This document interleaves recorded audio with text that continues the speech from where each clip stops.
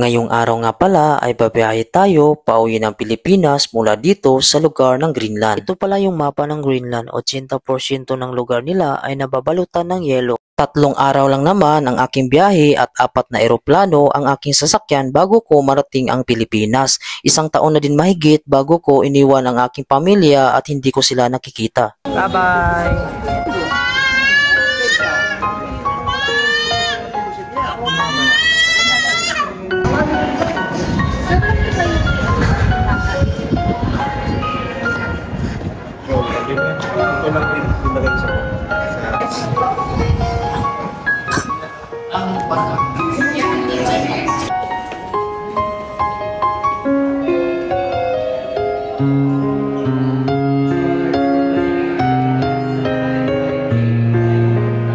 Ayun, papasok tayo dito sa bahay.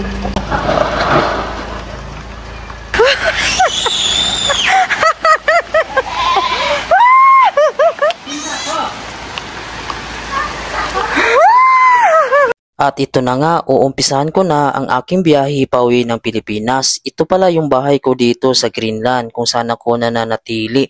Iiwan ko muna ito pansamantala. Pero kahit ako'y magbabakasyon sa Pilipinas at walang makatira dito, ay tuloy-tuloy pa rin yung aking bayad dahil nga ako ay babalik pa rin. Nung sa Pilipinas pa ako ay sobrang hirap ng aking buhay. Isa sa pangarap ko talaga ay makapag-abroad. Sa ngayon ay nandito na ako sa abroad. Isa naman sa pangarap ko ay makauwi at makabakasyon sa Pilipinas. Lalo na sa ganitong panahon na sobrang lamig, walang init sa panahon ng winter. Pag hindi mo nga makayanan dito ay maaari kang mag-depress dahil nga yung init ay isa sa nagpapasigla sa atin. Gaya din yan ng halaman. Ito pala yung kasama ko, siya ang maghahatid sa akin. Siya din ay isang Pilipino at magbabakasyon din siya next month. Dahil nga hindi kami pwedeng magsabay. Kung napapansin yung mga kabayan ay talagang puro puti na lang yung ating nakikita.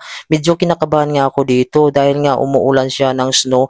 Maaaring makancel yung ating flight. Huwag naman sana mga kabayan dahil ako'y nasabik na makasama yung aking pamilya. Lalo na mga kabayan, kapag makancel yung flight ko dito sa Nuuk, Greenland, ay lahat ng connecting flight ko ay maaaring madamay at maaaring i-revoke ito at maaaring magdulot ng pagkadili ng pag-uwi ko sa Pilipinas. Dito kasi sa Nuuk, Greenland mga kabayan, yung mga flight dito kapag panahon ng winter ay madalas talaga mayroong nakakancel na flight. Kaya kawawa ka dito kapag mayroon kang mga connecting flight gaya namin na mayroon pa kaming mga connecting flight pauwi ng Pilipinas. At nandito na nga tayo sa loob ng International Airport ng Nuuk, Greenland. Ito pala yung unang flight ko mga kabayan simula nung nagbukas yung International Airport dito sa Nuuk, Greenland noong nakaraang November 2024. Nung nakaraan kasi domestic airport lang yung nandito sa amin dahil nga yung Nuuk, Greenland ngayon ay nag-unti-unti na silang nag-i-improve at marami na ding mga building na pinapatayo dito. Noong nakapag-check-in na nga ako ng bagahe, pumunta agad ako dito sa duty free dahil nga may pinapabili ang aking misis ng mga chocolate. Yung kapatid ko kasi mga kabayan at mama ko,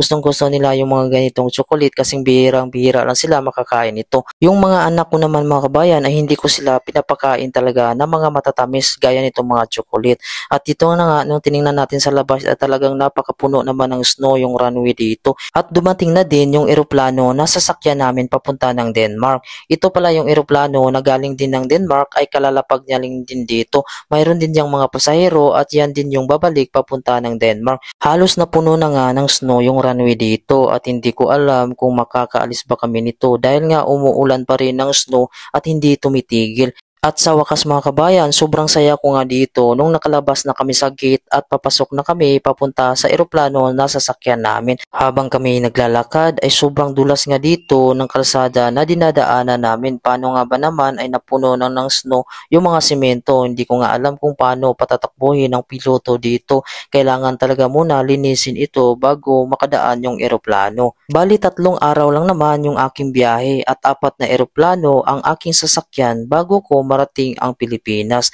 Kaya isa ito sa napaka-challenge mga kabayan kapag uuwi ka ng Pilipinas. Talagang nakakapagod talaga ang babiyahe mula dito sa Greenland pauwi ng Pilipinas. Paano nga ba naman ang Greenland ay nasa itaas na mismo ng mapa at yung Pilipinas naman ay nasa bandang ibaba.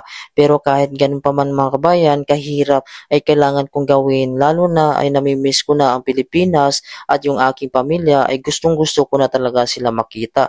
Iyan lang naman ang pinakamasayang part ng isang OFW kapag napunta sila ng abroad, ang laging iniisip niyan ay kung kailan ulit sila makakauwi o makakabakasyon sa Pilipinas dahil nga iniisip nila yung kanilang pamilya na makapiling.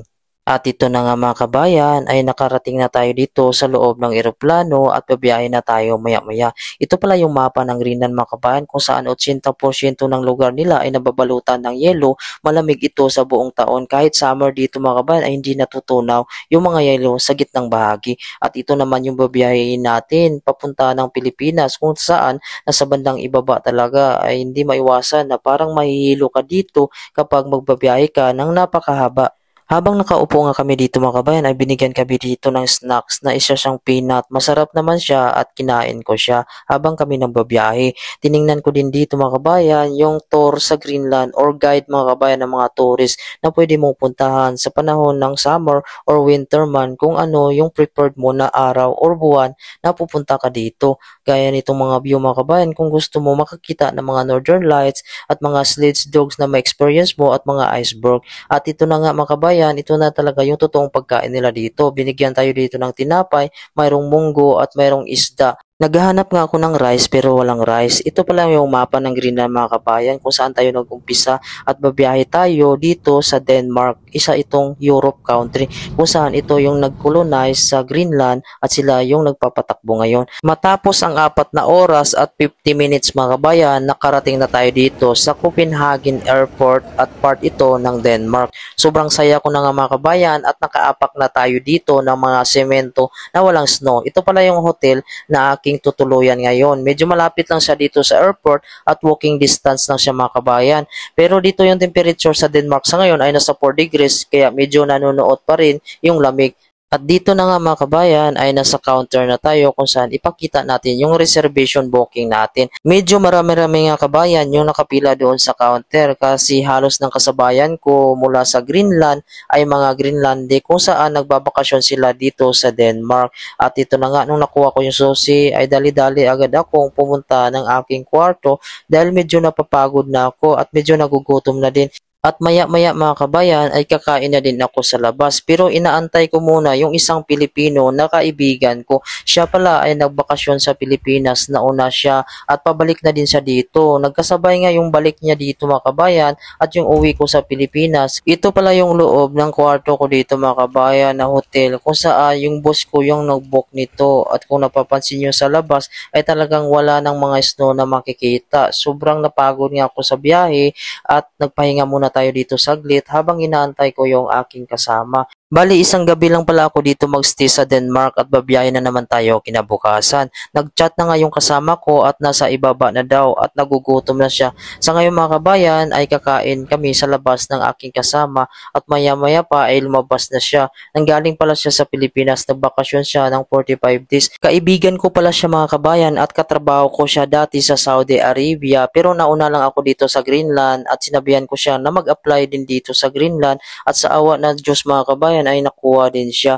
Hindi ko nga sinasadya mga kabayan yung aking bakasyon na date dahil yung boss ko yung nag-book, nagbigay lang ako ng date kung ano yung available at nagkataon din yung balik ng aking barkada papunta dito sa Greenland ay nagkita kami dito sa Denmark. Gustong-gusto ko nga sana kumain ng kanin kaso hindi kami nakakita doon ng kanin mga kabayan kaya burger lang yung kinain namin. Maya-maya pa ay nandito na tayo sa loob ng hotel pagkatapos namin kumain dahil medyo napapagod na kami at may biyahe pa kami kinabukasan. Pagkabukas nga mga kabayan ay maaga kaming gumising ng aking kasama para mag-breakfast dahil nga maaga yung flight ng aking kasama 10:00 ng umaga papunta ng Greenland. Ako naman mga kabayan papunta ng Turkey ay 6:00 pa ng gabi pero kinakailangan ko ditong kumain dahil nga nakasama ito sa booking ng aking boss. Sayang nga naman mga kabayan dahil wala din akong nakita dito mga rice. Yung mga pagkain pala nila dito kadalasan ay yogurt, mga salad, mga itlog, itlog at sausage mga kabayan, lalo na mga tinapay. Kaya napaka-healthy naman yung pagkain nila dito. Pero tayo mga Pilipino ay nasanay tayo. Rice lang mga kabayan at itlog na pinrito ay okay na sa akin sana. Dahil nga medyo maluwang talaga yung aking tiyan kapag hindi ako nakakain ng rice. At ngayon mga kabayan, pa-check out na tayo dito sa hotel. Alas 6 pa naman yung flight ko pero alas 12 kasi yung check out dito sa hotel. Hindi na ako lumabas mga kabayan at gumala pa dito sa mga Schengen country kung saan meron naman akong Schengen visa. Dahil nga gusto ko na mga kabayan magpahinga muna dito at mas na-excite talaga ako umuwi ng Pilipinas. At dito na nga ay pumipila na tayo para mag-check-in ng ating bagahe at para makapila tayo ng mas maaga. Nakakuha na nga tayo dito ng 2 ticket. Yung flight ko pala mga kabayan ay Turkish Airline. Dadaan tayo ng Turkish tapos Turkish papunta na ng Maynila. Medyo malaki-laki nga mga kabayan itong airline na ating sasakyan. Babiyahe nga tayo dito ng mga 4 na oras papunta doon sa Turkish mula dito sa Denmark. Ito na pala yung pangalawang eroplano na sasakyan natin at mag-stop over ito sa Turkish. At nandito na nga mga kabayan ay binigyan tayo dito ng pagkain. Wala pa ring rice mga kabayan, no? Pero ayos lang naman dahil nga may pagkain naman dito at mabubusog din tayo dito at magkalaman yung tiyan. Dito din pala ako dumaan dati sa Turkey kung saan na-stranded ako dito ng isang araw dahil nga dadili yung flight natin mula sa Maynila. Napakalaking eroplano pala dito mga kabayan, yung Turkish na bumabiyahe. At dito na nga ay nakababa na tayo dito. Kailangan ko dito magmadali mga kabayan dahil natatakot nga ako dito maiwan na naman ang eroplano at magkaaberya tayo. Lalo na yung iniisip ko talaga ay makauwi ng mas maaga sa Pilipinas at hindi tayo dito madili. Maya-maya mga kabayan ay nahanap ko na nga dito yung gate kung saan tayo mag-check-in mga kabayan. At dito na nga halos na mga Pilipino na yung mga kasabayan natin dahil itong flight na to ay papunta na ito ng Maynila. Kaya dito nakakita na tayo ng maraming kababayan. Sobrang tuwa ko na nga dito nung nakalapag na tayo dito sa labas para sasakay tayo papunta na ng Maynila. Ito para yung eroplano na sasakyan natin. Medyo malaki mga kabayan. Paano nga ba naman ay babiyahe tayo ng 11 hours mahigit para marating natin ang Maynila. Kung iisipin mo kabayan, napakainit talaga ng puwit mo habang umuupo ka at medyo maboboard ka din. Kaya ang ginagawa ko madalas ay pumipikit na lang ako, natutulog. Minsan pag nagising ako ay nanonood ako dito ng mga pelikula kung saan nakadisplay sa harap mo mga kabayan. At nakikinig na din ng mga music para mas mabilis yung oras. Maya-maya pa, ibinigyan na naman kami dito ng pagkain. Pasalamat nga ako dito at mayroon na ding rice. Siguro mga kabayan ay alam nila dahil nga ito ay mga Pilipino, kailangan talaga nila kumain ng rice. Fast forward ko na lang yung aking video mga kabayan. Sa mahigit 11 hours na ating biyahe ay nakarating na din tayo ng Maynila kung saan ready na yung paglapag natin. Ito na talaga yung pinakamasayang part kung saan malapit ng lalanding o lalapag yung eroplano na sasakyan natin. Habang unti-unti ngang pababa ang eroplano mga kabayan ay kinakabahan ako dahil dala na din ng excitement.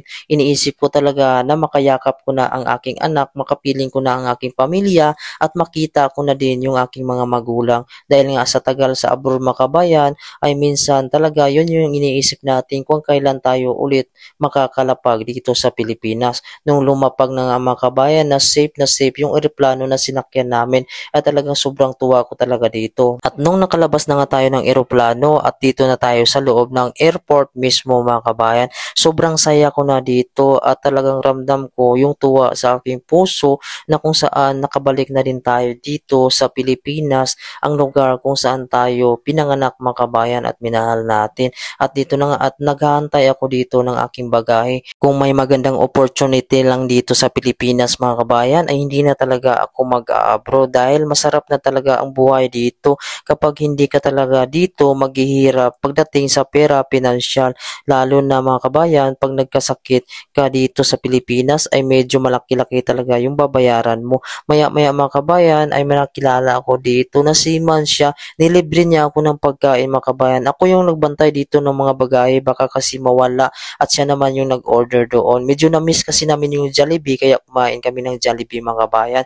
Samantalang naglalakad ako dito ay medyo gusto kong mag-CR mga kabayan at iihi. Kaya naghanap ako dito ng CR kaso wala akong mapag-iwanan ng aking bagahe.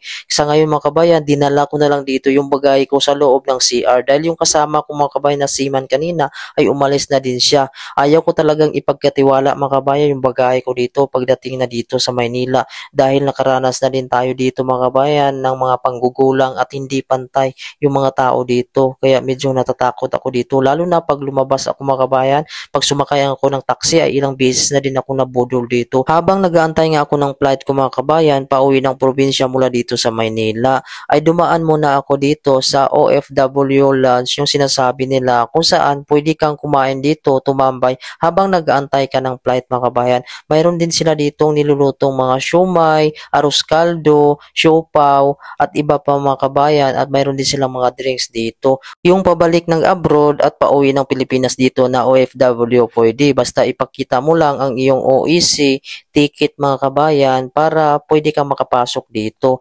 Ang flight ko kasi mga kabayan ay kinabukasan pa ng alas 4. Ngayon ay gabi na dito ng alas 6 pero hindi na ako nag-check-in sa hotel dahil natatakot nga ako sumakay ng taxi dahil nga dati mga kabayan ay nabudol ako ng taxi. At nung nakaidlip ako doon sa loob ng OFW Lounge mga kabayan, hindi ko na nabantayan yung oras na pwede na pala dito mag-check-in. Dito na ako mga kabayan, sasakay na ako dito ng eroplano papunta doon sa Jensan dahil nga doon tayo bababa at doon yung sundo ko, yung misis ko magsusundo sa akin pero yung mga anak ko mga kabayan ay naiwan sa probinsya. Malayo pa kasi yung biyahe, 6 na oras mula sa probinsya papunta ng Jensan. Maya-maya mga kabayan ay nandito na tayo sa Jensan kung saan nakakita na talaga tayo ng green. Ito na talaga yung tinatawag na Greenland mga kabayan. No? Sobrang saya ko na nga dito at makakalapag na tayo ng Jensan kung saan ito na talaga yung pang-apat na eroplano na sinakyan natin. Nung pagkalapag na nga dito na safe mga kabayan ay sobrang tuwa ko at nagpapasalamat ako sa Panginoon at medyo kinakabahan tayo mga kabayan dahil nga makakasama na natin yung ating pamilya. Yung pagkakuha ko nga ng aking bagahe ay dali-dali talaga akong lumabas para susunduin na ako ng aking misis at para makabiyahe na kami. Maaga pala ako nakarating dito sa Jensan mga kabayan, alas 6 ng umaga dahil kinakailangan ko talaga makauwi ng maaga sa lugar namin dahil mahirap yung daanan, delikado kapag gabihin na kami mga kabayan. May lugar kasi na uso yung hold up, patayan at inaambos yung mga dumadaan. At dito na nga ay hinahanap po yung aking misis at hindi ko siya napansin, lumapit siya sa akin mga kabayan at nagkita na din kami sa wakas. Sobrang saya ko nga dito mga kabayan at sa wakas ay nakaapak na tayo dito ng Jensan. Isang biyahe na lang mga kabayan, nasa 6 na oras at makakarating na tayo sa probinsya. Kinakailangan namin dito makaalis ng umaga. Ito pala mga kabayan yung asawa ng aking pinsan. Siya pala may yung magdadrive ng ating sasakyan. Ito lang pala yung sasakyan na gagamitin natin, multi-cab. Ito lang kasi yung nakayanan natin na bilhin mga kabayan. Maganda na din ito dahil magagamit ito sa bukid at pwede naman sakyan ito sa likod. Nakwento ko mga kabayan, nung nag-vlog din ako di yung nakaraan na nahuli tayo ng LTO at nagbayad tayo ng 5K. Kung napapansin nyo dito mga kabayan, mayroon itong carrier sa itaas kung saan pwede itong lagayan ng mga gamit. Pero tinanggal ko na dahil nga nahuli kami dito. Nag-short lang ako dito mga kabayan at nag-t-shirt dahil naramdaman ko na medyo mainit yung salubong sa akin ng Pilipinas dahil nga nanggaling tayo sa Greenland na puno ng snow at napakalamig at medyo nag-adjust pa yung ating katawan. Alam ko marami nang nakapanood sa aking video last day mga kabayan na in-upload ko kung saan nahuli ako ng LTO at pinabayad ako ng 5K dahil lang dito sa carrier mga kabayan na hindi daw nasama sa registration. Paano nga ba naman mga kabayan, habang nagbabiyahe kami ay nakita ako ng LTO sa likod at yung may malita daw ako sa likod at tinanong niya kung saan daw ako nanggaling at kung OFW daw ako at sinabi ko naman mga kabayan na OFW ako. Ayaw ko din naman magsinungaling kaya tinikita niya ako. Ang sabi niya kapag bayaran daw namin sa office 10K daw.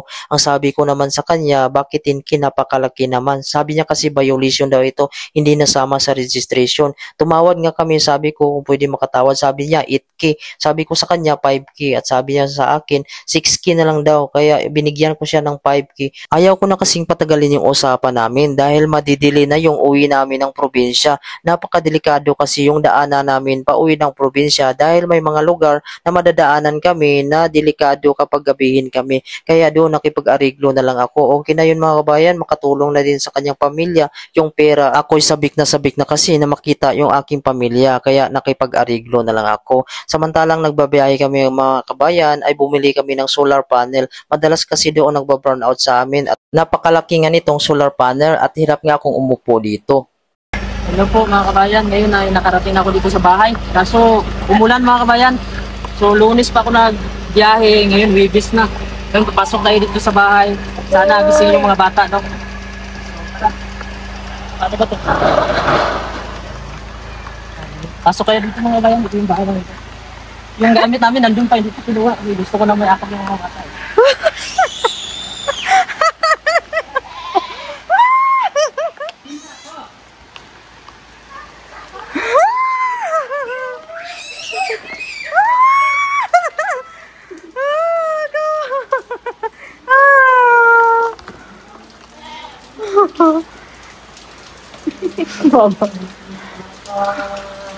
Kilala ko niyo, ha?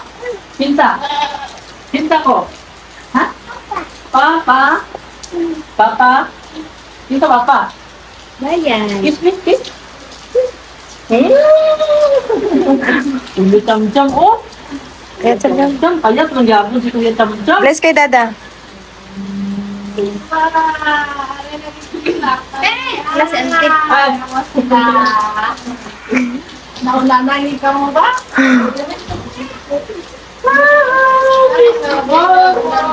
Ulan, dire, o dito ba sa saya ulan? O dire lang ulan. ba? Ito ko, ha? Ha? Babay na ka? Babay? Kiss, kiss, dada. Lips, lips. Ang kambal, oh. Lips, lips, lips, lips. Kiss, lips, lips.